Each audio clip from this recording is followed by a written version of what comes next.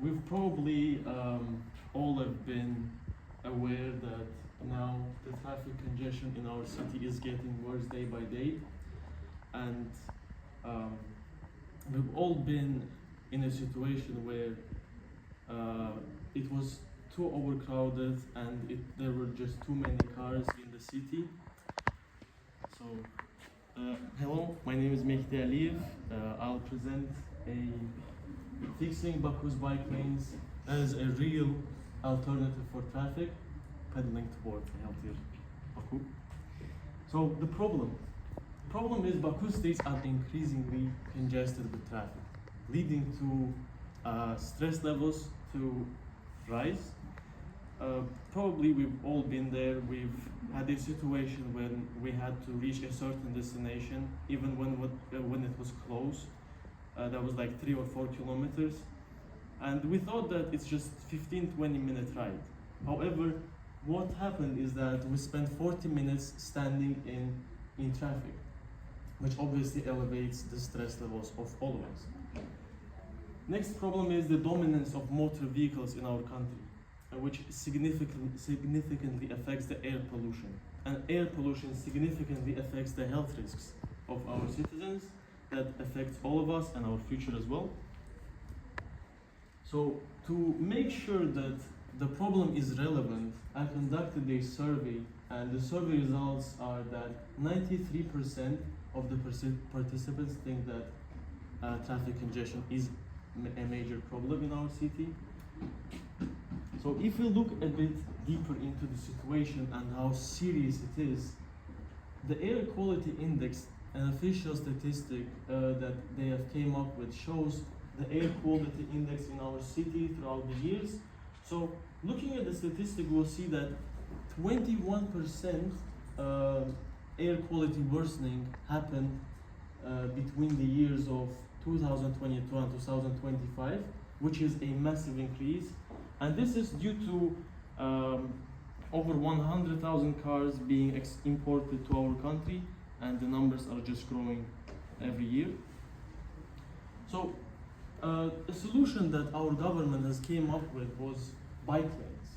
It was one of the alternatives, but immediately looking at the image, you will see something interesting and something weird about the lanes, the routes that they have built. So we'll see that mainly they start at a random point and they end at a random point as well. So, and we'll notice that they mostly built them where most of the tourists visit. So it feels like they have made it to just make it look like Baku has bike lanes, which is obviously useless for the actual citizens. So now imagine a situation. You just bought a new car and you want to reach a certain destination. But looking at the destination, you notice something interesting, that there are no parking spots. So you would probably feel unhappy, dissatisfied with the situation. And that's what all the bicycle users feel, because there's absolutely not a single parking spot was built by our government for bicycle users, even though we have routes. So makes it useless. Obviously, this comes with low investment, and low investment comes with no public awareness, because why would people want to use bike lanes with no infrastructure or investments? So a solution with a comparison to another country. Copenhagen, Denmark, as you can see even by the photo, we'll see that, and not only we'll see, there's actually a statistic by the Ministry of Transportation in Denmark that has produced a result that over 40% of their population uses bicycles as their primary transportation method. The numbers are very high compared to our country.